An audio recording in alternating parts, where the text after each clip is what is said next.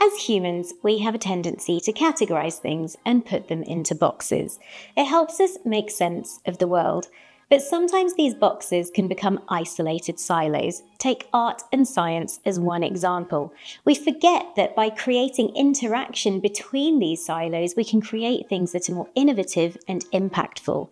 So, to tell us about science and skateboarding and how beautifully linked they are, we're joined by Rodney Mullen.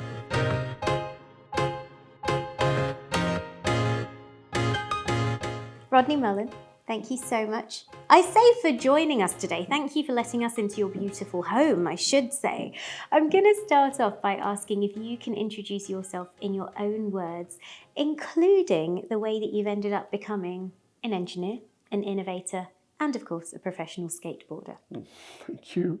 Well, first, I'm honored to have you. This blows my mind. Ultimately, I'm still just a skateboarder. I started out as just a kid who loved math and watching how pieces fit together, played normal sports. And when I watched someone skate, there was something, the freeform nature of it, to me, it showed so much potential without so many rules and regulations of learning a perfect swing. More puzzles. So I kept that in mind. And as I started to look at tricks more as just puzzles, almost from a mathematical engineering kind of problem of breaking them into components. That line of thinking was so embedded in me because as a kid, it's all I loved to do. You know, back then, pre-Legos, erector sets were just nuts and bolts versions of the same. And by the time I started skating, it quickly translated into looking at everything from a perspective of force, leverage, conservation of energy. And quickly I started to outpace people in the neighborhood. Soon enough, they become best in the neighborhood, best in the city, state. And I remember flying out to California the first time. I grew up on a farm with no sense of what anyone else was doing. And by the time I made it out there, I realized all the people I'd see in the magazines, they were all kind of pack animals. They were following their own thing. And for as athletic or talented, as professional as they seemed, they were still in the same direction. And I think the isolation in itself, combined with looking at things in their component forms, made me veer off into my own direction. And so I was brought back the next year for a world championship, skating as a pro. I think I just turned 14 a few days prior. And I won the contest. And for the life of me, I didn't think I deserved it because I wasn't going their direction. I was doing my own thing. Because this paradigm of do everything you can to be distinctive, but not in the way everyone else does, that is so in line with the general culture of skateboarding itself and why I fit. And I realized for as much as I felt like an outsider in regular ways, or even in school and the courses and the science stuff, which was always my heart, I was always as much of an outsider. I didn't fit into any of that stuff. And skateboarding gave me that outlet as an outsider who felt a sense of belonging among other outsiders who are creating their own path. That mentality has stayed with me ever since. And now fast forward to where I am, holding a title. I think I defended it 35 out of 36 times. And even the credit that I'm given, godfather of modern street skating or whatever,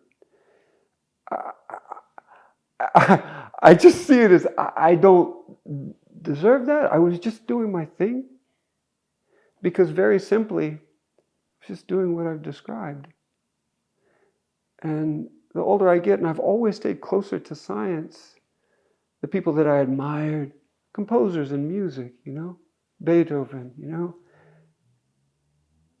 Third Symphony, he broke away from Mozart and the rest because self-exile, death. I always liken that to my skating in isolation. You do your own thing. So skateboarding to me, I see as this fusion of kind of an art and an engineering, and sure there's some athleticism, but it's also about looking at things anew and what they could be instead of what they are. And for as much as I know, which is a little bit, I'm not claiming any particular expertise, but because I've been ushered into so many, Media Lab, for example, at MIT, and when I meet these kids, 26, 27, we're working on PhDs, when I meet them, sure, for whatever technical background I have, I think the part that I relate to most is that same spirit. This is what makes them great scientists, I believe. Why they're there. Because they're looking at the world in similar ways.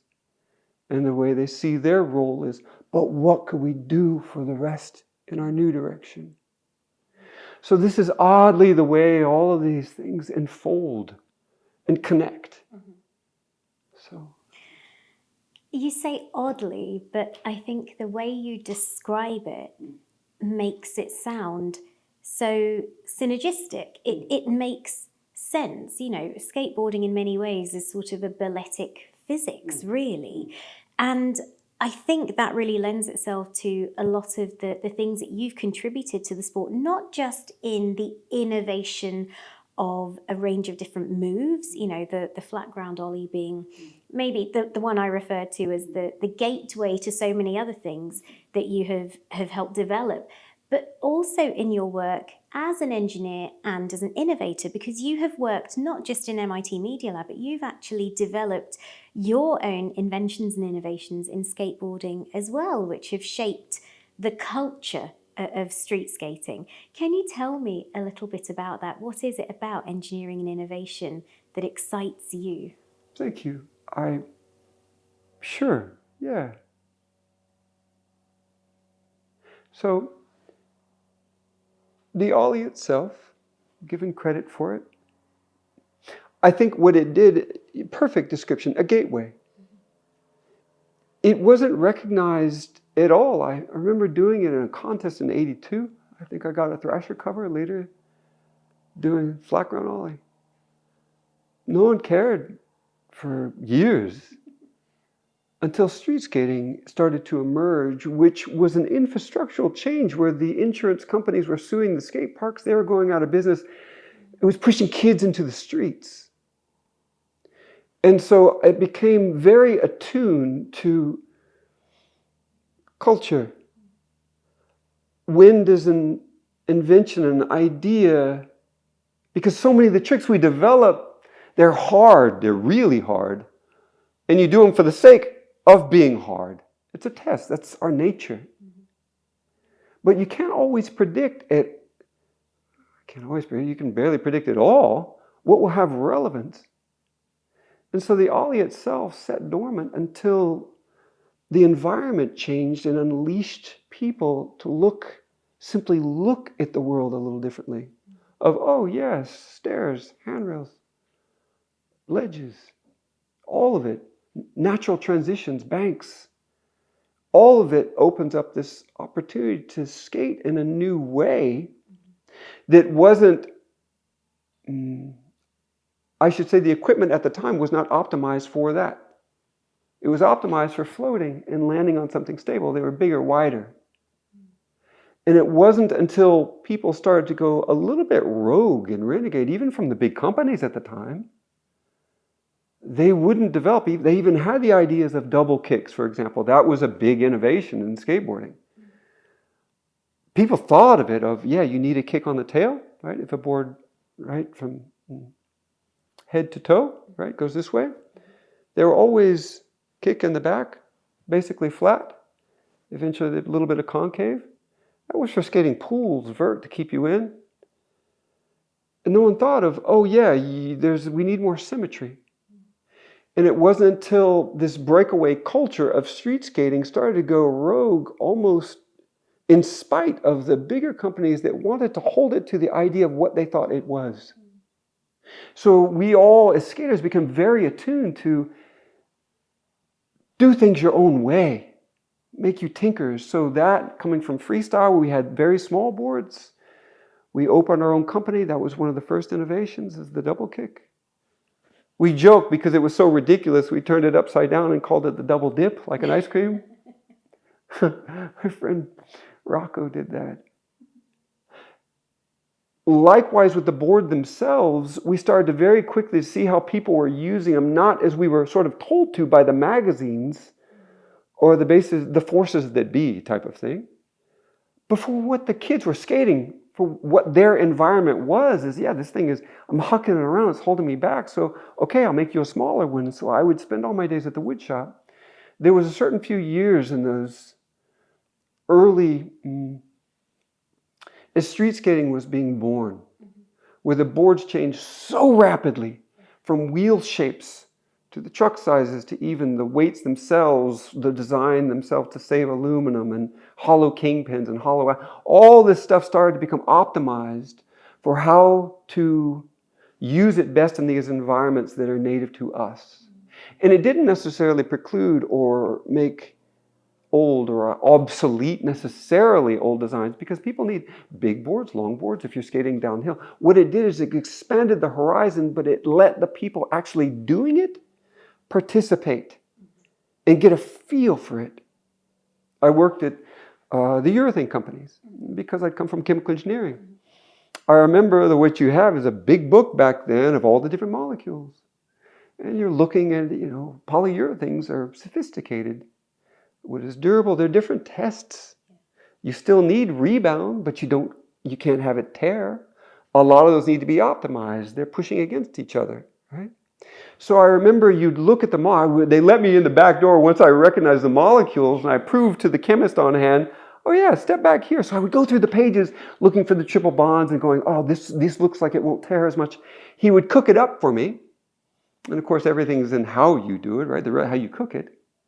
And I would go test it because at that stage, all the chemistry I knew, which was substantial, and I was being coached along by a professional, at some point you just have to ride it, and it was that feeling, and I would pick it up within 5 feet of, no, not this.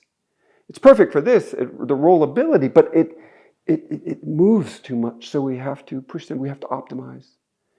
And so that accelerated sense of knowing the science and the feel are what really you needed to have them both. Mm-hmm. One skill set only takes you so far and it'll be dead-ended. Mm-hmm.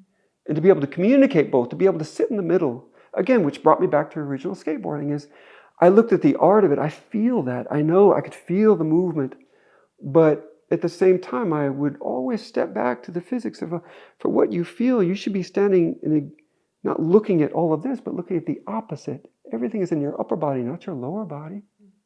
So I would look at things in, again, the component forms from a physics perspective. I started to do the same things more and more to the products we were developing.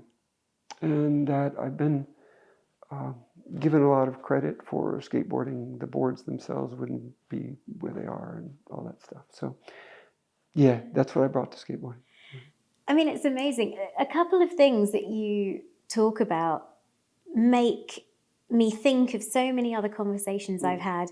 Esther Dyson recently said in one of our Tilda shorts that perhaps rather than doing more research, we can take a moment and really meaningfully interrogate all the information we've already created, all the knowledge that we've already created, because so much of it has been overlooked for its time until it's useful. And this is what makes me think of your flat ground ollie, that in 1982 you did it and everyone went, great, and until they needed it to enable them to do other things. So I find that really interesting. But I also really want to pick up on this discussion of what is effectively community engagement and co-production in innovation, research and development. We know that a range of different minds tackling one problem gives us a range of ways of overcoming that problem. How do you think we can encourage more community engagement in innovation? Because you've been involved in a range of things like in MIT Media Lab, but also in many of the talks that you've done, many of the other visiting positions that you have had as an inventor, as a creator, as an academic, and as a professional skateboarder. How can we encourage more community engagement for innovation, do you think? Thank you. The Smithsonian took me in, and we worked together. They did something called In a Skate, because they recognized just this, that you're bringing in a fusion of, sure, there is science there, from people who are not necessarily, they wouldn't consider themselves science, and yet they're doing science. So let them understand that, hey, guess what? Open your eyes to what you already know and feel intuitively, but let us help you brush up and recontextualize a lot of those old principles and dusty books in the world around you, whether it's music, video editing, how you skate, what you're building to skate, because there's a lot of that, the DIY stuff, right? And for people, again, all over the world, some people come from areas that are historically, because that's how we're made, they're hot spots. People are good at one particular thing because, because they grew up around legendary skate park that was full of the best pools, or California and its pools, right? Or in other places all over where it just happens, say Barcelona, for example, where the environment themselves, in a very particular way, it lends itself to be skating in what is really classical, what we think of as street skating. So there's hot spots all over that create little potent, what do you call them? Well, hotspots is the best, little Silicon Valleys, yet for completely different, or I should say, at least slightly different perspectives. And each will add something to skateboarding that the other is not going to come up with no matter what. Some, mega ramp is another big thing. That in itself came from a dude who was really good with moto stuff, Danny Way. He's a genius, he's a physical genius, whatever he does. And he comes from that. He's used to that long air time. That stuff has to be baked in. So sometimes different people who are not necessarily the ones you would think who would make the advancements, they'll have something baked in based on either environmental, historical, maybe doing another sport that's resonant, and suddenly give a contribution that none of these others would ever do. And they have all the best stuff, the companies, the places to skate, the good weather, whatever it is, you would expect all the advancements, but they're not coming. It takes someone else from an entirely different environment. I think one of the better forcing functions that skateboarding has too is that we've always rebelled against the general metrics of contests. There's a good mockumentary called Best in Show, right? Yep. Goofy dog stuff. The dog. Yeah, the dog movie, as I call it. Yeah. That's what contests are. You're cruising around a little course, doing what looks good in a couple of minutes or 45 seconds, whatever you run. And now it's legit. I don't mean to be disparaging, but I have a right to talk because I spent 10 years of my life devoted to Best in Show. And it made me consistent. It made me good at that. Like people become good at school, but they don't offer anything outside. Likewise, contests themselves the winners of the contest don't necessarily, the community doesn't necessarily care to that. You can prove that by board sales, by general influence. The people who change things are in fact not only not the contest winners, they're often not the most beautiful skaters, the perfect athletes. They often look sketchy, but that's part of what makes them cool. What does give them cachet? What does give them merit? What gives them... We are measured by the contribution we make to the community. And that may take years through video parts. That's the classical way of this dude's video part. He's a legend because he did that part, that part. Oh, and by the way, yeah, he won a few contests. Or he never did better than top 20. These are the guys who have the most respect in skateboarding because the culture itself, how we earn and share and rise to prominence in the community, to matter, is by the nature of our contribution. And that's not like a zero-sum thing. It's taking from what other people do and taking a new, fresh perspective. That is an overall forcing function instead of this zero-sum game of you win, you lose, that in itself lends towards sharing.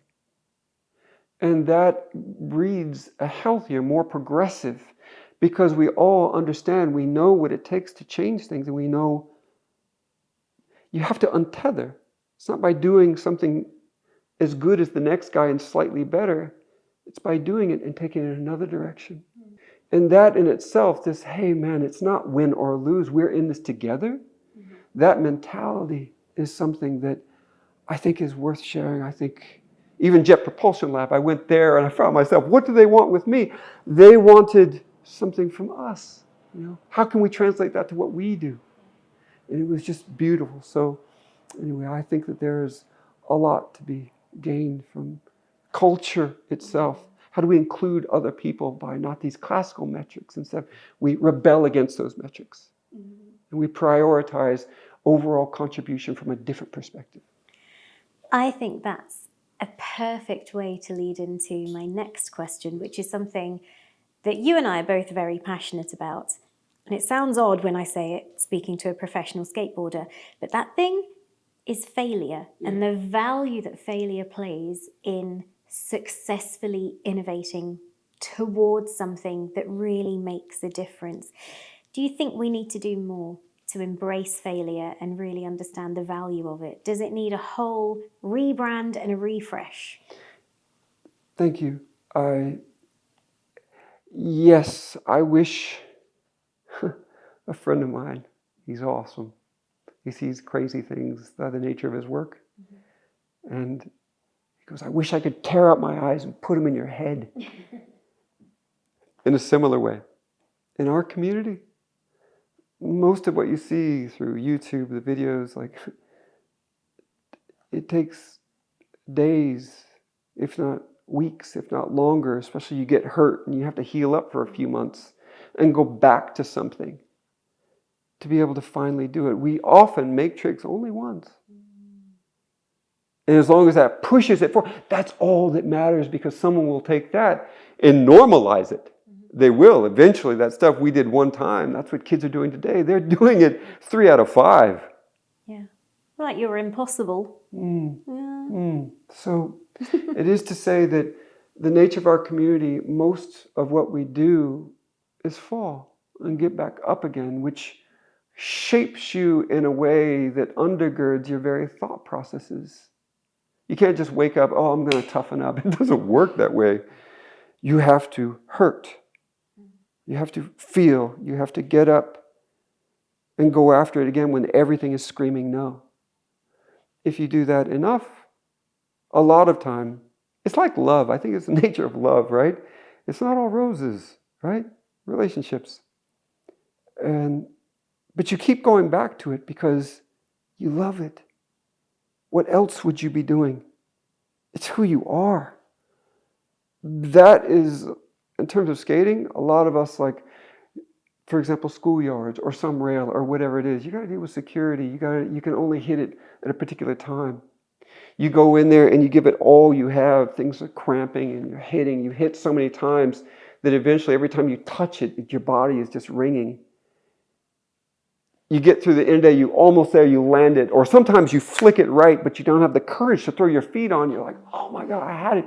It was the one perfect one. And you'll see guys punching themselves in their head. And you go home at the end of the day, you failed. Not because you fell 1,000 times, but because you couldn't bring it home. You do that enough, it changes something in you that hardens you. I know, you know this expression, all dressed up and no place to go. There are lots of incredible athletes, guys who are like much better specimens certainly than I, or a lot of the best skaters who are ever. They have everything. But the one thing they lack is the only thing you can't give them, which is how do you handle failure? To get back up and go again. And to wake up in the night like, oh wait, I know what it is. You go out fresh, and a lot of times you'll make it right away the next day as soon as you warm up.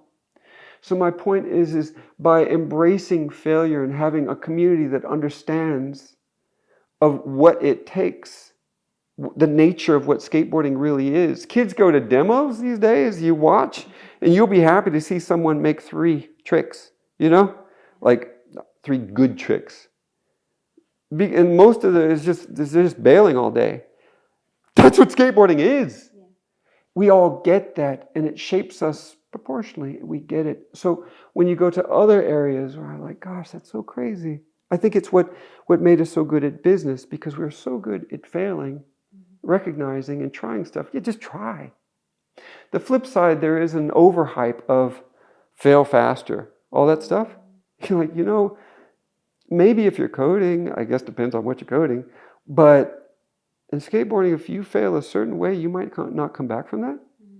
There is a lack of realism of like, just fail faster. It doesn't work that way. One fall in a certain way. A lot of what we do, it is a form of experimentation. You're trying stuff that's never been done before. You don't even know if it's possible. And there are certain ways if you fall that you will definitely be taken out. And so you're working out the whole way of, but how do I handle failure so it's sustainable? And there's an art to that. And the best skaters, I often think about this, but the best skaters are the best fallers. Precisely why? The first thing if someone's learning to skate, okay, I don't want to teach you all these tricks how to. First, I want to teach you to fall, because then you'll be able to sustain it. And then you'll free your mind so you can actually learn. So this culture of learning out of failure, I will say this is when I got to the Media Lab, I was recruited, a guy called me, where would you do this, right? That's recruiting. To what was called MIT Fail. Because there, all those kids are so bright. They're all geniuses. And they're not used to not being the best. And so what he would do is bring out some fairly legendary, often faculty from Harvard, MIT. The one I did, I think they were they were all faculty at Harvard, MIT. And they talked about their failures, and they wouldn't be who they were without those failures. And that in itself was huge, not only for mental health, but how we go about things. Yeah. I think learning to fail successfully, I know it sounds ridiculous, is such a strong skill to have. In fact, my school, before I went to university, is part of a chain of schools where they ran something called Failure Week, because the world tells you that you must succeed, you must be the best at everything you try and do. And actually, I think it sets people up in a position where they are afraid to fail. But with failure, you're at least taking risks, you're trying something different, you're trying something new. And really, that is the root of so much invention and innovation. It really is.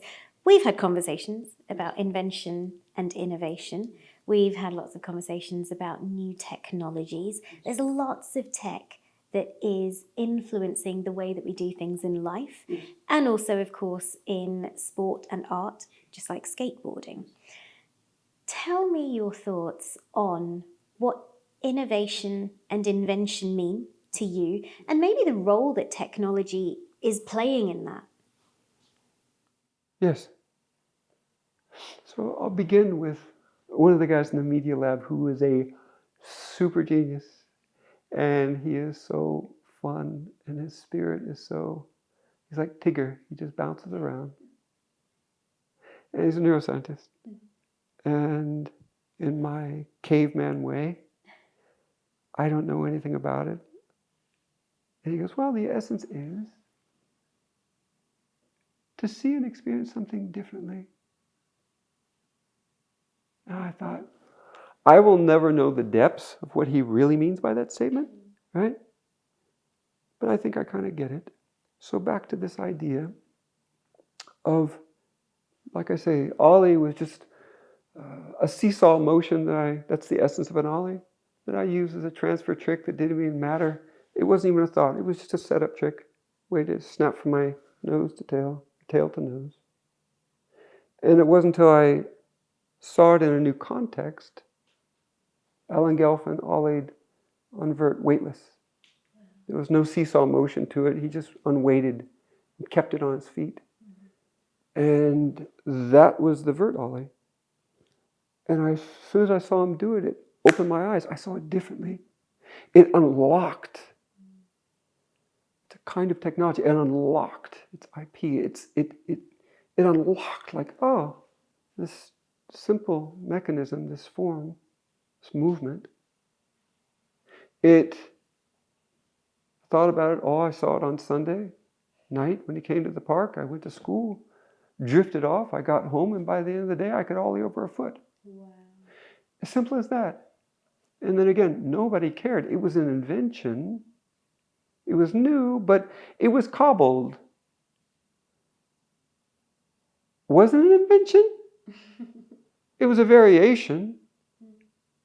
Which brings you back to the Media Lab. Another saying they had, because they're making their own circuit boards that they do from the ground up. They go, all new tech is really just old tech. And I thought, oh gosh, I relate to that.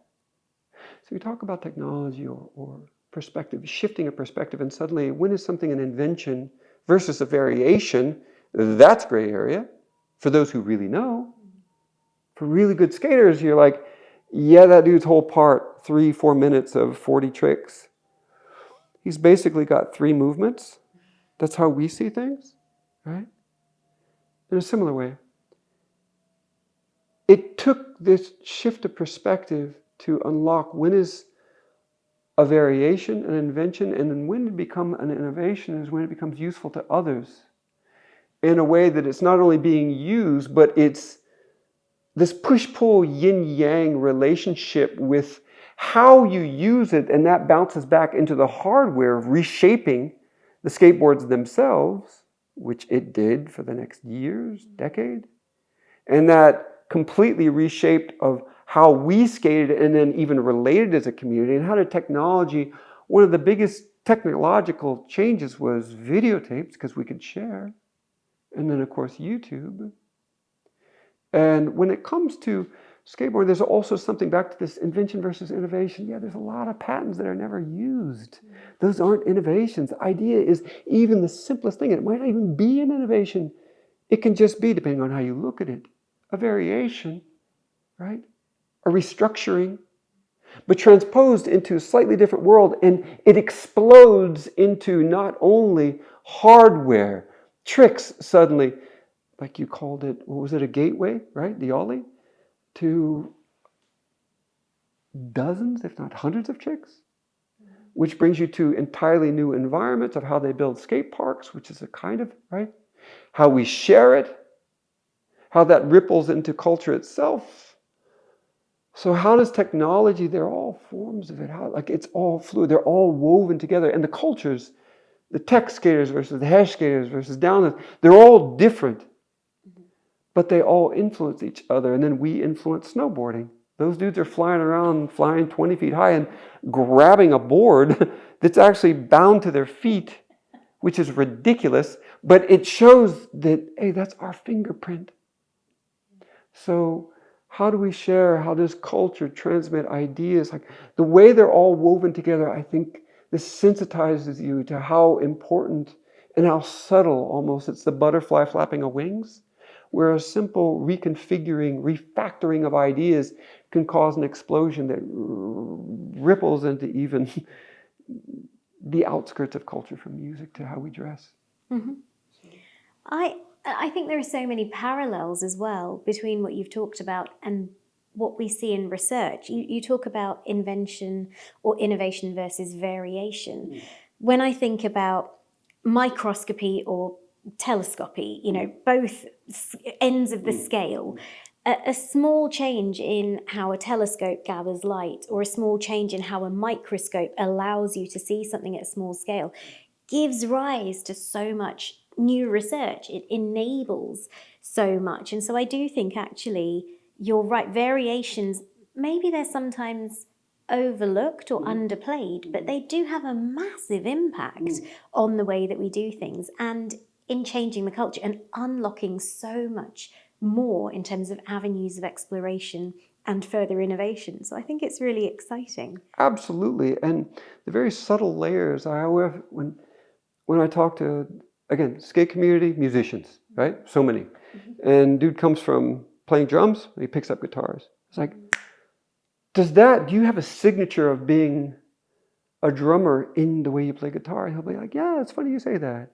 And like guys that, good editors, I got to work with a really professional editor when I did Liminal. And like pro.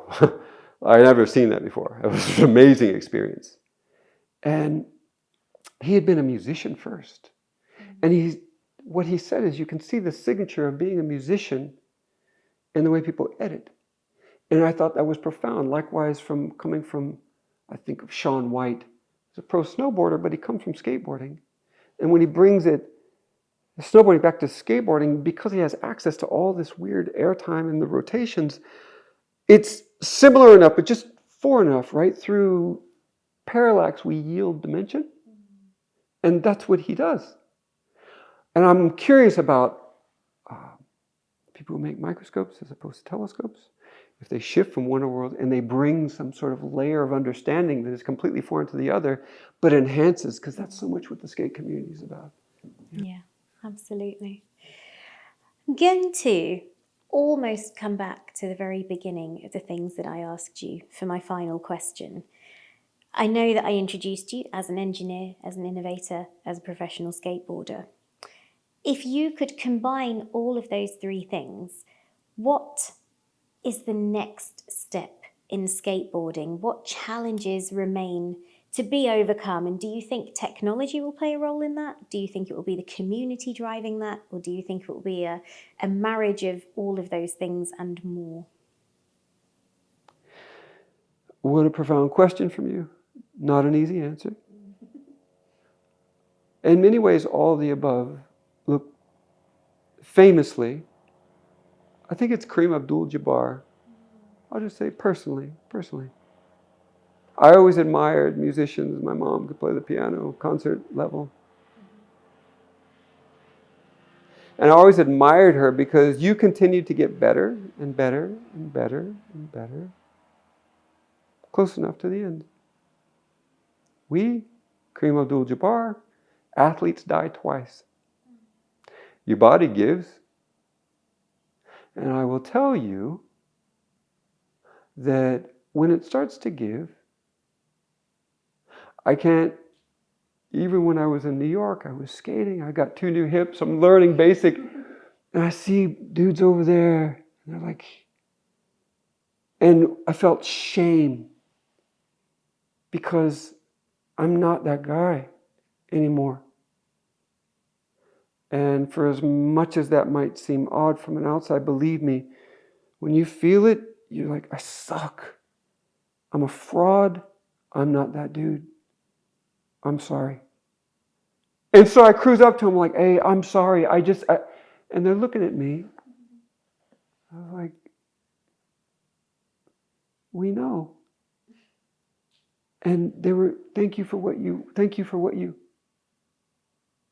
And so I will very frankly say, for as much as I understand what do we have? 100 million neurons in our belly, right? Our isness, our being, it's not just here. It's this, it's all of it. So where I'm going is, what advances skateboarding? What is the nature of the community is that we will not be defined, compressed by your metrics of what we should be. We are who we are, right? Dostoevsky, Notes from the Underground. What was it? I'm not your keys to be played, however it was. Mm-hmm. That's the core community. And that ethos is one of the reasons why it's so progressive, so open, so raw, so real, because it can't be polished into something that becomes so precious. Its nature is to be dinged up. You're respected more for being dinged up. So as we move ourselves forward, there is something to be said like the wild animals. An elder should know when its time is done. Go over. Die alone. And there's honor in that. And truly, believe me, that's how I felt. Die alone, meaning disappear from the scene. But like an animal does. Yeah? I will tell you, I am not vying for influence. I'm not, that is my nature is to be a hermit. Yeah, just check around. I'm not in stuff. But when you see, I do see, I don't want to say a necessity, but an opportunity for contribution for call them the elders. As times change, the forcing functions are sheer aggregates. The weight of aggregation, meaning everybody's doing it and it must be good. Because we're kind of pack animals as human beings.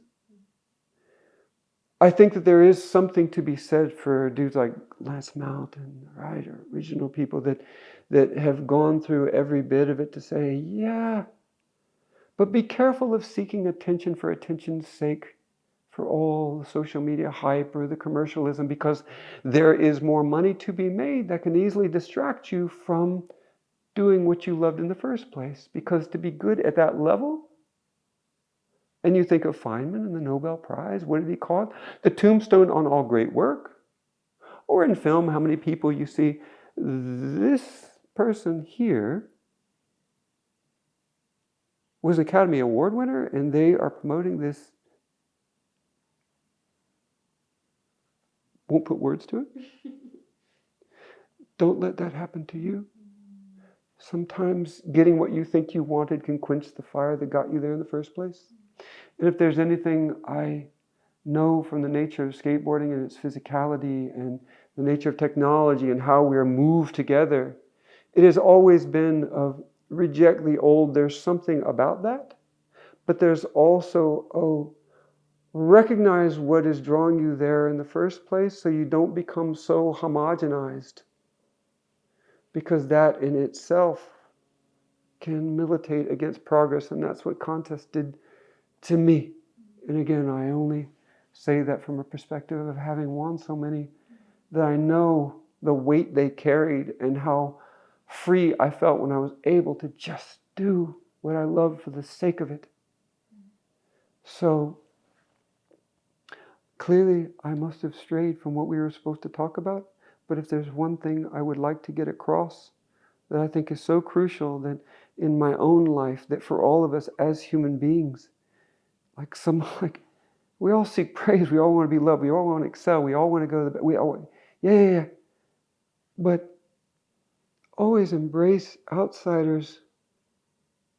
Always find a way to go back to what's uncomfortable, what doesn't promise any rewards. Because often that's where the soil is the richest for something new. So, yeah. I think it's such a nice way to wrap up. I think there's so many, again, parallels to not just skateboarding or just research, but society more broadly, that frameworks are great to encourage progress, but frameworks shouldn't hold us back. We can be respectful to what has happened before, but we need to be in a space where we can take safe enough risks to progress and to innovate. And I think you have demonstrated that so beautifully in the stories that you've shared with us today. Rodney Mullen, thank you so much for your time. Thank you.